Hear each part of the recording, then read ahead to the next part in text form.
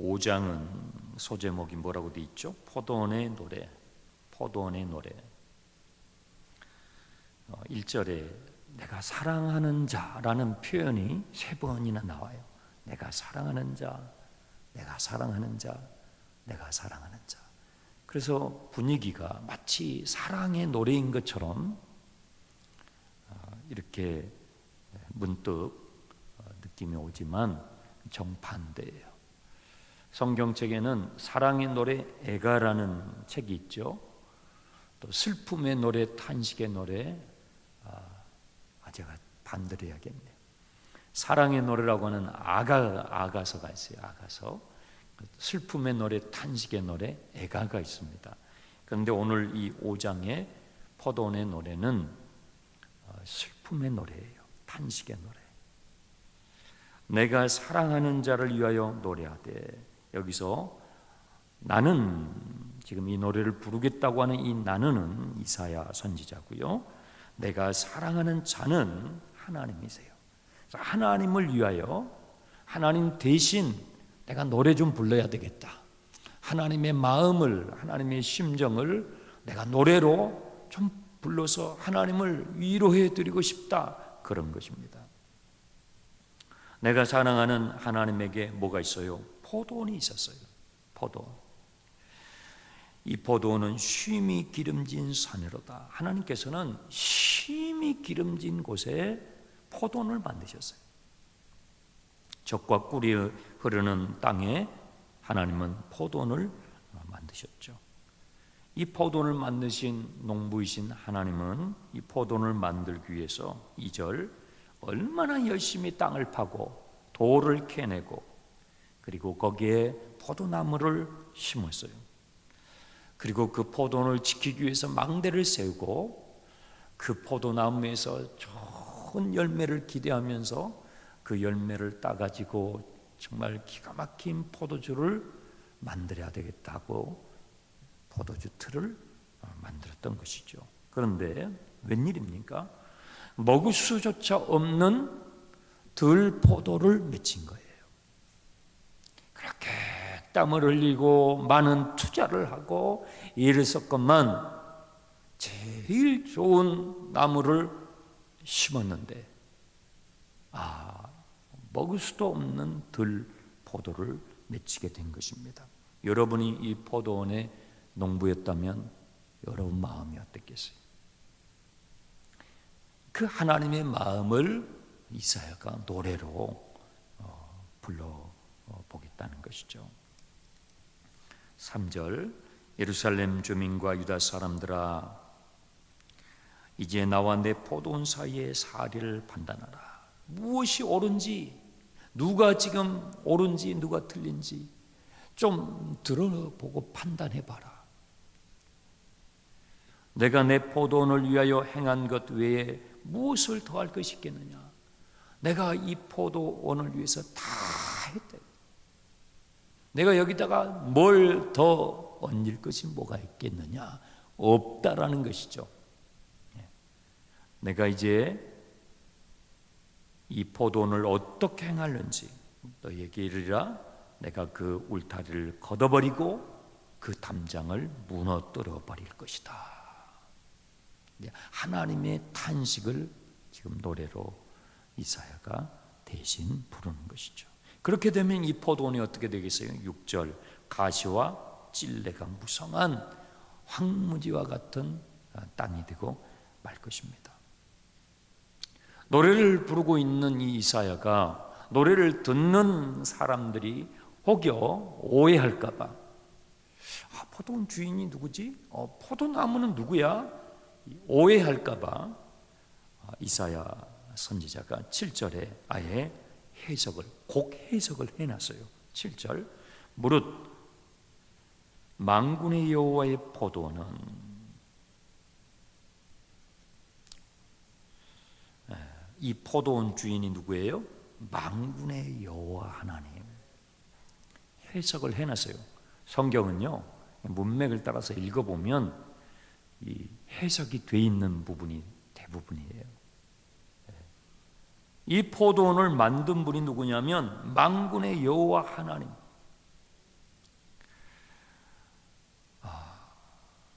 그리고 이 포도원은 그러면 누구냐면 누구예요? 이스라엘 족속. 포도원은 이스라엘 족속이에요. 이스라엘의 전 백성들이 포도원을 의미하는 거예요.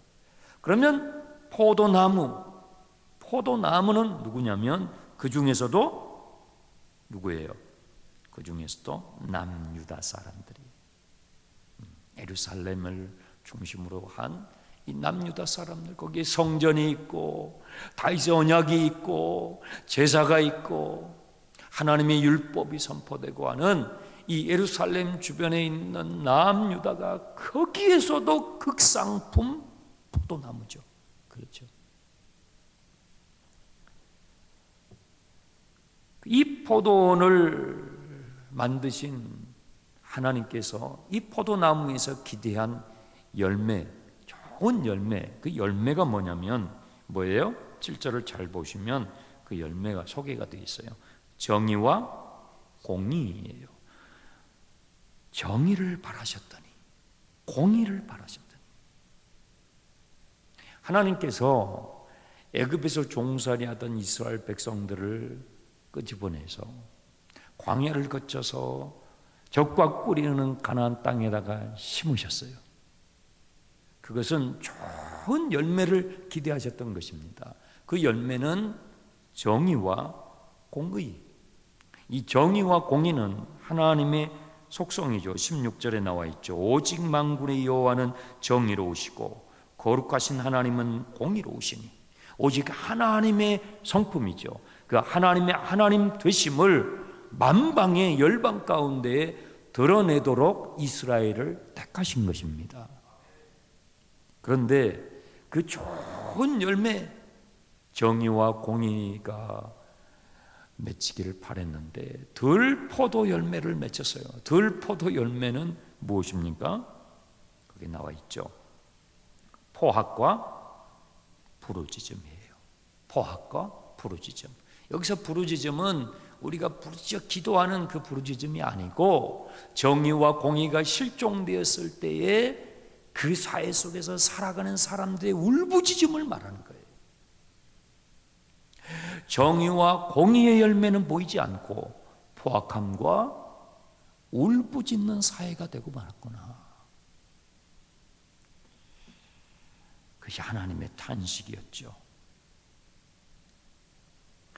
이 예루살렘을 중심으로 한 남유다가 하나님의 공의와 정의를 맺지 못하고 정의와 공의가 실종된 나라가 됨에 있어서 그것을 앞장섰던 사람들이 이제 소개가 돼 있어요.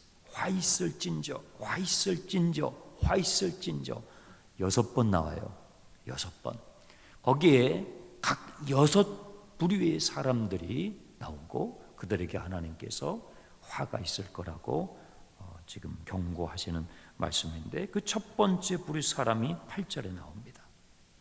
가옥에 가옥을 이으며 전토에 전토를 더하여 빈틈이 없도록 하고 이 땅 가운데 홀로 거주하려는 자들은 화 있을진저. 이 예루살렘의 정의와 공의가 실종되도록 앞장섰던 첫 번째 부류의 사람들은요, 공권력을 남용해서 탐욕스러운 부동산 투기를 했던 사람들이에요. 제가 이 말씀을 묵상하면서 이야, 그때나 지금이나 똑같네. 이 1번이에요. 1번. 그 사회에 정의와 공의가 실종돼 버렸을 때에 그것을 앞장서서 그 사회의 기관을 흔들며 포악과 울부짖는 사회가 되도록 만들어 버리는 사람들이 누구냐면 공권력을 남용해가지고 여기에 가옥에 가옥을 이으며, 그러니까 집이 하나만 필요한데 그 탐욕을 부리면서 막 집을 사는 사람들을 말하는 거예요. 땅이 하나님께서 각 지파마다 정해주신 경계가 있는데 그냥 그거 다 무시하고 자기 탐욕대로 전토에 전토를 더해서 아주 빈틈이 없도록 이 땅 가운데 나 홀로 거주한 거신양, 그렇게 투기를 일삼는 사람들에게 화가 있으리라. 저는 이 말씀을 이렇게 보면서 사람의 이 탐욕과 욕심은, 이 욕심의 표현은 고대나 지금이나 똑같구나. 하나님은 부동산 투기업자를 매우 싫어하십니다. 여기 되어 있잖아요. 화가 있으리라. 1번이에요. 지금 명단이 쭉 6부류인데 거기서 1번이에요. 오늘 대선을 이제 하고 내일쯤 결과가 나오지 않겠습니까? 어떤 정부가 세워질지 우리는 알 수 없지만 그분이 이제 해야 할 1순위 과제 중에 하나가 뭐예요? 부동산 정책이죠. 이 부동산 정책을 잘 안정적으로 공정하게 하지 않으면 지금 양극화되어 있는 가진 자와 그리고 갖지 못한 사람들의 이 갈등을 어떻게 말로 되겠어요? 국민 통합이 어렵죠. 이때도 그랬다라는 거예요.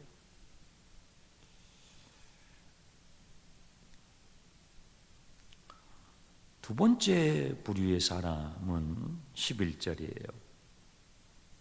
아침에 일찍 일어나 독주를 마시며 밤이 깊도록 포도주에 취하는 자들은 화 있을진저. 이 사람들은요, 아침이든 저녁이든 상관없어요. 그냥 쾌락에 빠져가지고 나라가 어떻게 되든 말든. 근데 왜 이 사람들은 이렇게 되었냐면 그 다음 구절에 보시면요, 12절이죠. 그들이 연애는 파티죠. 파티를 여는데 수금과 비바와 소고와 피류와 포도주를 다 갖추었지만 뭐에 관심이 없어요? 여호와께서 행하시는 일에는 관심이 없어요. 하나님이 기뻐하시는 일에는 관심이 없어요. 하나님이 원하시는 일에는 관심이 없어요. 그저 자기의 쾌락을 쫓아서. 그러니 그 사회가 정의도 없고 공의도 없는 사회가 된 거예요. 하나님이 지금 하나님의 시선이 어디에 가 있는지, 하나님의 마음이 누구를 향하고 있는지, 하나님의 눈물이 누구를 향하여 흘리고 계시는지 관심이 없어요. 하나님이 하시는 일에 관심이 없어요. 그냥 마시고 먹고 즐기는 거예요. 온통 정신이 빠져 있는 사람, 그들에게 화가 있으리라. 화가 있으리라. 저는 여러분들이 하나님이 기뻐하시는 일에 관심이 있기를 바랍니다. 그렇잖아요. 내가 사랑하는 사람이 있으면 그 사랑하는 사람이 하는 일에도 관심을 갖잖아요. 그렇지. 부부가 그래서 함께 일을 하는 거 아니겠습니까? 그래서 사랑하기 때문에 그가 하는 일에 관심을 갖는 것처럼 우리가 주님을 사랑하면 주님이 일하시는 것에 왜 관심이 없어? 주님이 기뻐하시는 일에 당연히 우리 마음이 가지요. 당연히 가지요. 그런데 이 사람들은 그렇게 즐기면서, 그러니까 있는 사람들이죠. 파티를 낮이고 밤이고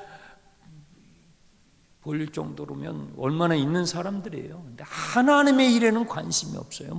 우크라이나에 전쟁이 일어날 든 동해안에 불이 붙든 나만 배부르면 되지. 예수 믿는 사람 이러면 안 돼요.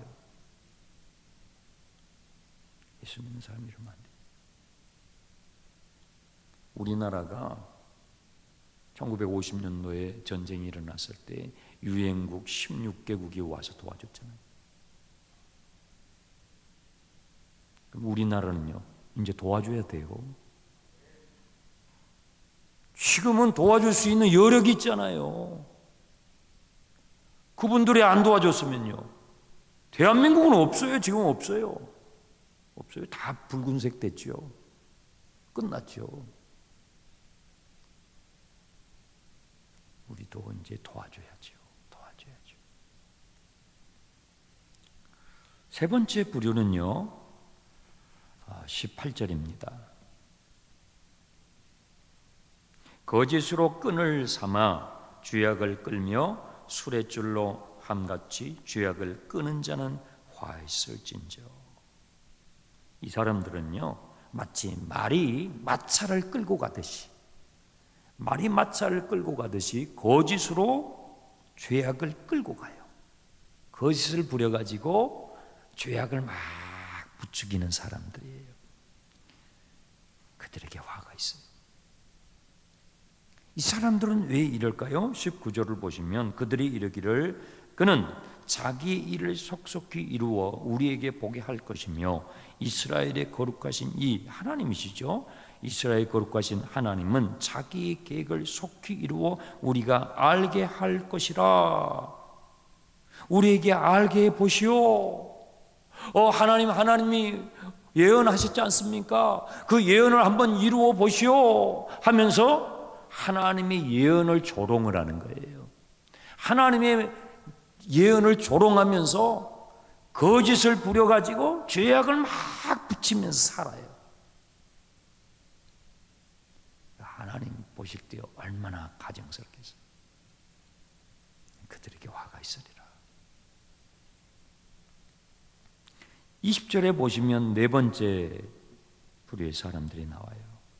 이 사람들 한 발 더 나갑니다. 악을 선하다 하고 선을 악하다 하며 흑암으로 광명 빛이라 하고 빛을 흑암이라 하고 쓴 것을 단 것이라 하고 단 것을 쓴 것으로 말하는 사람들에게 화 있을진저.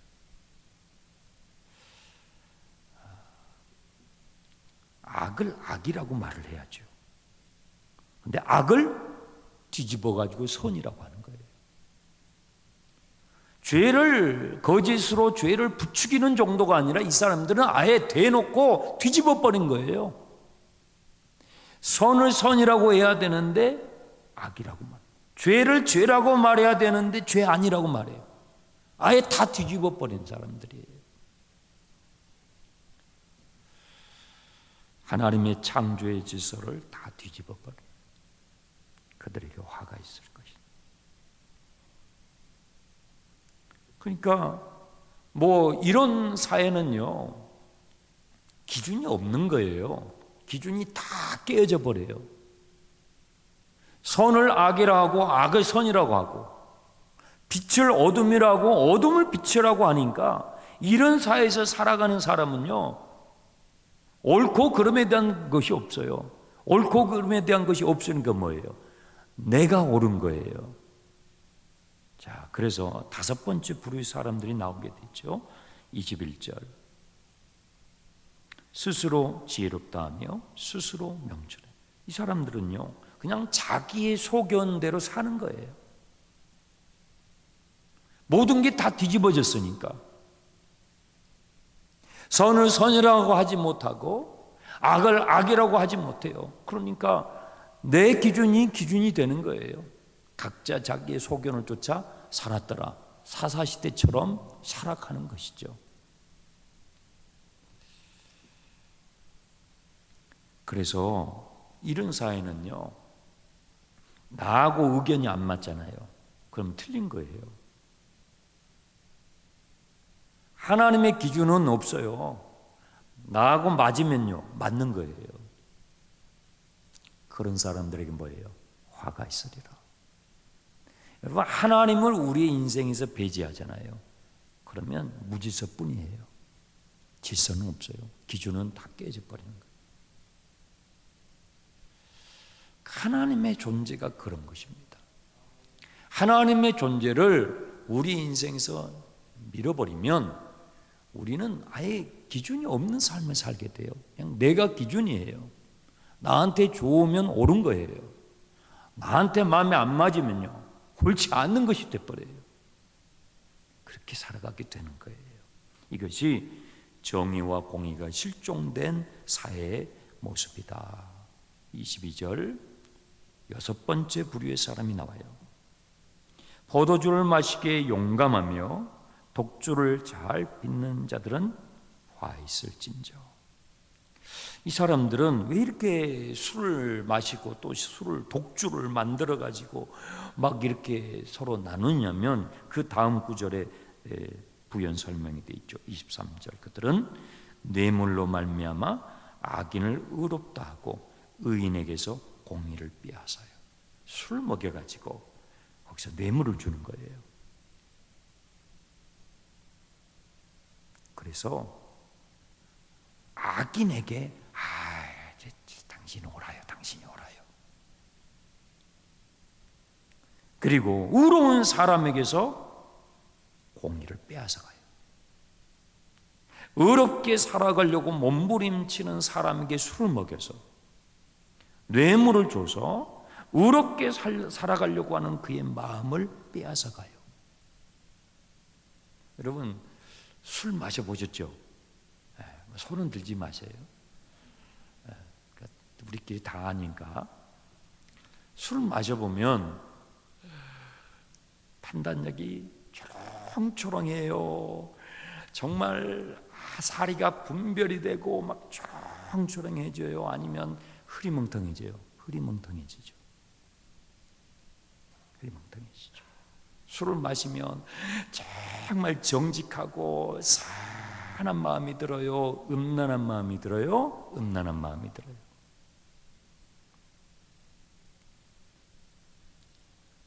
그 사람의 의롭게 살려고 하는 그것을 빼앗아가기 위하여 술을 마시고 뇌물을 줘서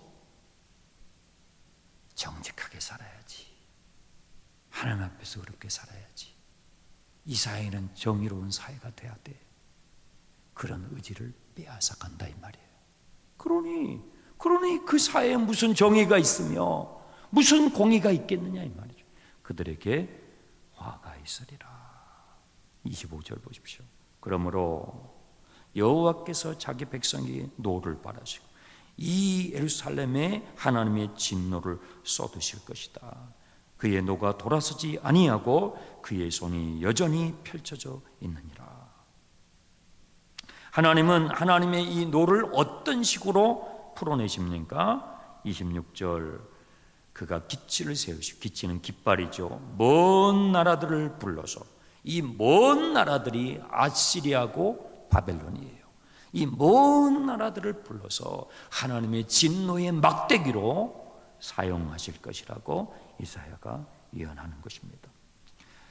하나님의 진노의 막대기로 오는 그들은 그들의 모습이 아주 맹렬하게 오는 폭풍처럼 묘사가 되어 있죠. 28절 그들의 화살은 날카롭고 그들의 활은 당겨져 있고 그들의 말굽은 부싯돌 같고 그들의 병거 밖에는 회오리 바람처럼 몰려올 것이다.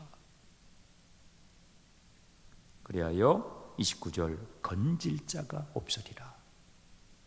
이 하나님의 징계를 피할 자가 없게 될 것이다. 그렇게 되면 30절 그날에 그들이 바다 물결 소리같이 백성을 향하여 부르짖으리니 사람이 그 땅을 바라보면 뭐만 있어요? 흑암과 고난이 있고 빛은 어디에 구름에 가려 이 땅이 온통 어둠이 되리라. 어둠이 되리라.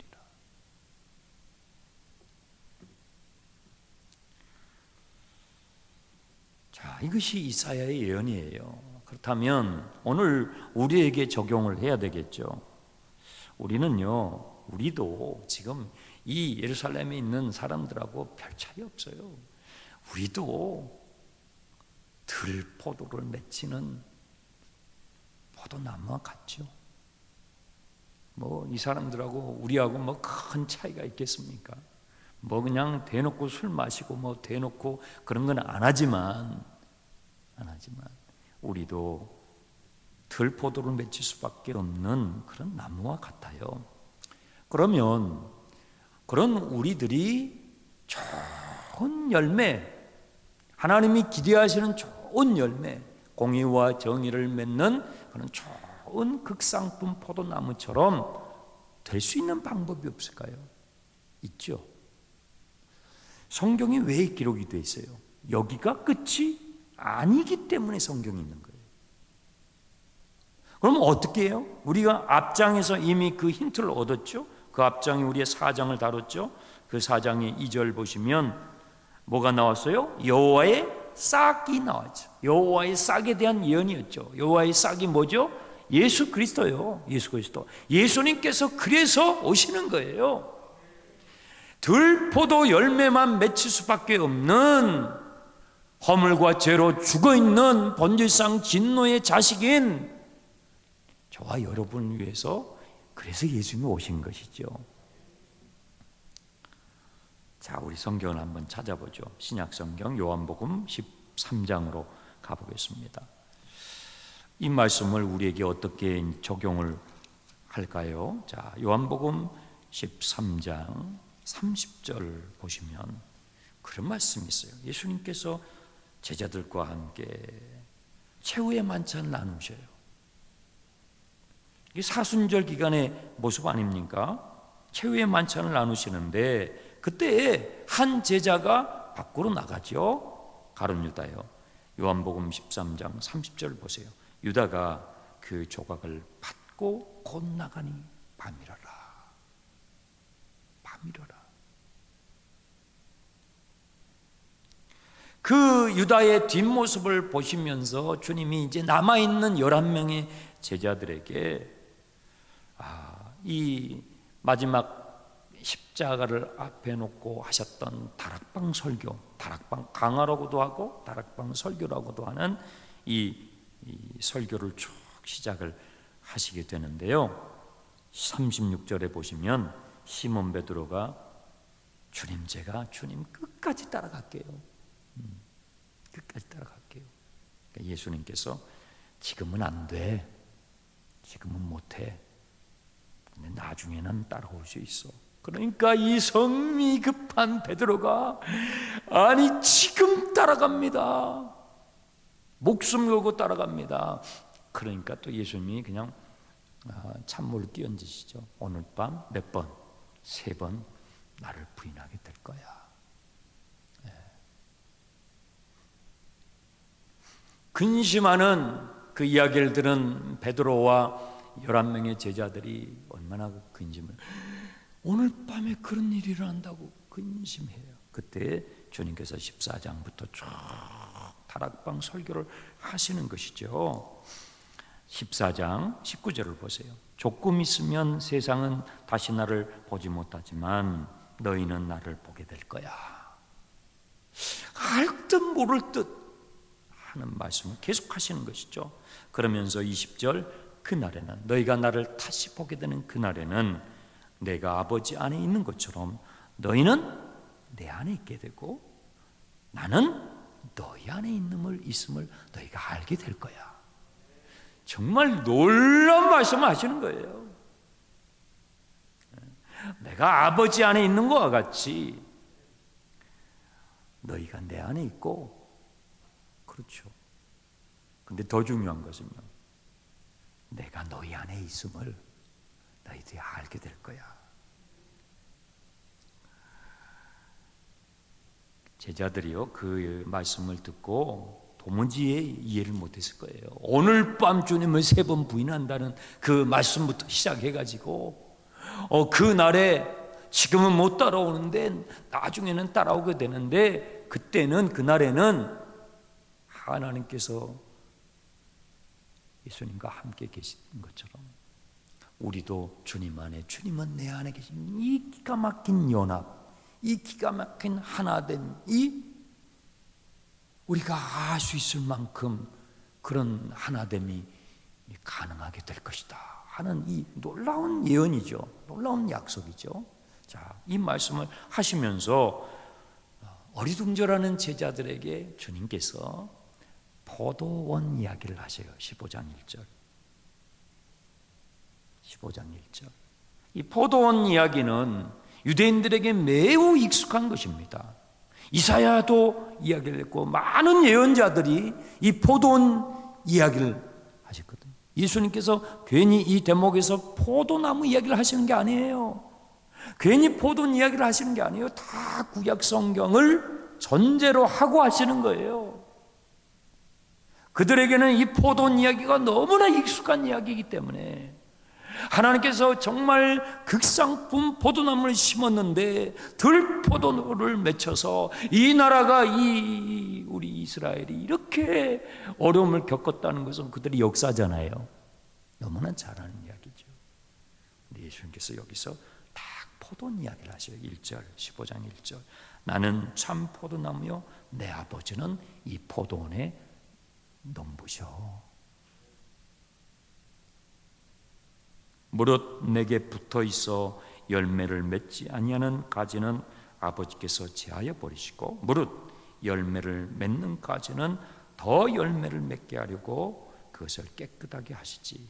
너희는 내가 일러준 말로 이미 깨끗하여졌으니 내 안에 거하라 나도 너희 안에 거하리라.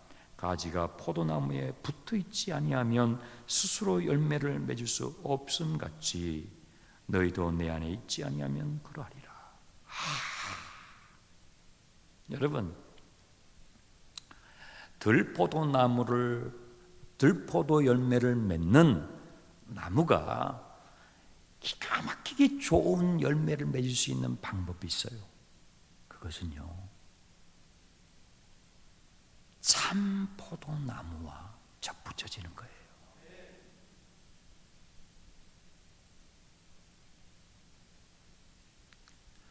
그 들포도 열매를 맺는 가지를 꺾어서 참 포도나무에 접붙이는 거예요. 그러면 거기에서 참 포도 열매가 맺혀요. 그래서 예수님이 오셨다 이 말이에요. 그래서 예수님이 십자가를 지시겠다 이 말이에요.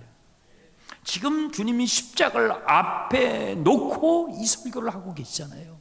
너 오늘 밤 너 나를 버리고 너 지금은 들포도야. 네가 아무리 목숨을 걸고 별말을 다해도 지금은 들포도야. 그러나 나중에는 나를 따라올 수 있어. 그 나중에는 왜 그래요? 주님이 십자가를 지시니까. 주님이 십자가를 지심으로 인하여 들포도만 맺을 수밖에 없는 저와 여러분을 주님과 접붙일 수 있는 길을 여시는 거예요. 접붙일 수 있는 길을 열어주신 거예요. 야, 이게 십자가예요. 이게 십자가. 지금 예수님께서 십자가를 기가 막히게 지금 설명하고 계시는 거예요.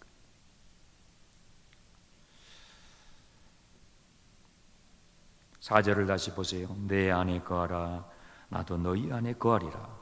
가지가 포도나무에 붙어 있지 않으면 그렇죠. 들포도를 맺는 그 가지가 참 포도나무 되시는 주님께 붙어 있지 않으면 아무 열매를 맺을 수 없어요. 그 사람이 대학을 공부하고 대학원을 공부하고 박사가 되고 무슨 대통령이 되고 국회의장이 되고 대법원장이 되고 해도 그 사람이 맺는 열매는 들포도예요. 거기에는 정의와 공의가 없어요. 진정한 정의와 공의가 없어요.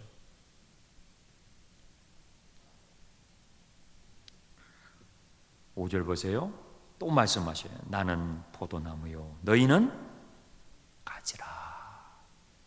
얼마나 아름다운 말씀이에요. 나는 포도나무요 참 포도나무요 너희는 가지라.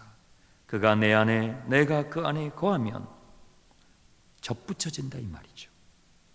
사람이 열매를 많이 맺나니 나를 떠나서는 보세요.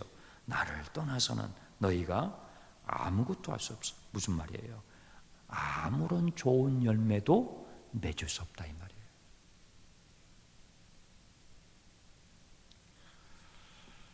그래서 예수님은요 우리를 위해서 오신 거예요. 우리의 자리까지 오신 거예요. 우리의 모양으로 오신 거예요. 그분은요 참 포도나무예요.